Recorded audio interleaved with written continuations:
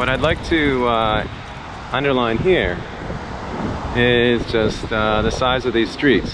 Where I grew up, in cities like Ottawa and then Toronto, when you saw roads like this would be something way out in the suburbs or close to a highway like the 401, a gargantuan sort of expressway. But throughout every major city in Seoul, this is an arterial. This is sort of like an average street.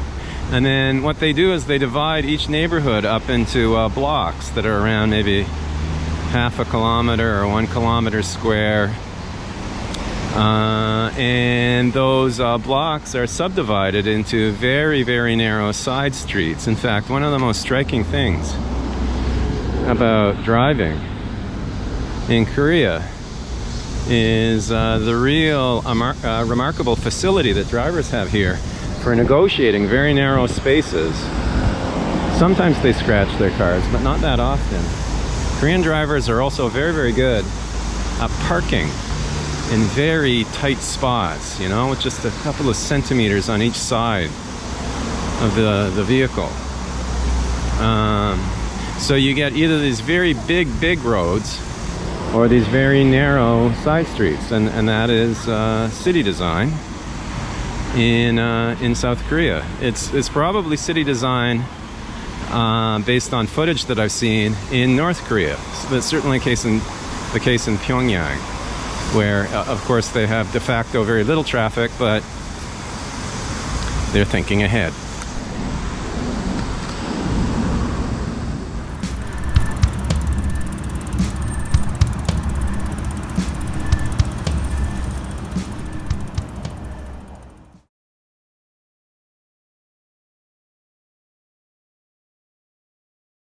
Now I'm on one of the sidewalks on Bangbero, and I'm taking my bike around town, and here it is. And you'll notice that it is locked to. It's not locked to a bike stand. It's just locked to this railing that happens to be here, conveniently.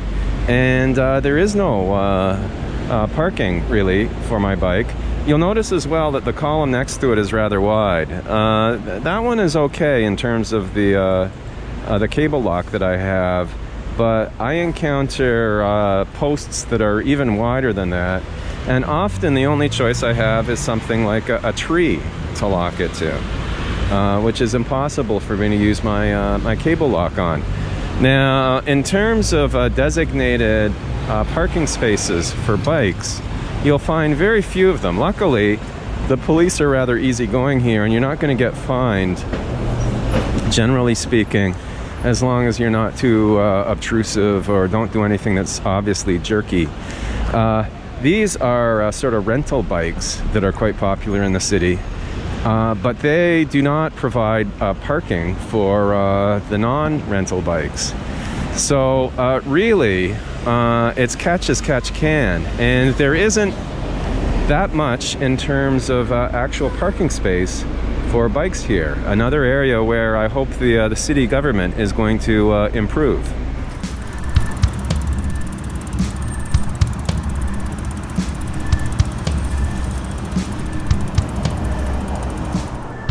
And this is another view of Bangbero, which is the arterial that leads from Dongjaksagri to Naebang and Bangbaeyak, and then farther up to the Nambu Expressway, the Nambu Gosokro, which in turn connects to the very big Gosokro between Seoul and its satellite cities like Pangyo and Bundang, and just keeps going farther and farther south until finally we get to Sugi's hometown at near the very southern tip of the peninsula. But in any case, this is a typical Korean road, and you'll notice that I'm not actually on the road. I'm on a rather large sidewalk, and this is expected. I could ride on the road if I wanted to, and in some areas I do ride on the road, but in other cases, like around this stretch, I tend to stick to the sidewalk, and it's because Korean drivers aren't really that used to cyclists on the side of the road. There's no particular designated lane.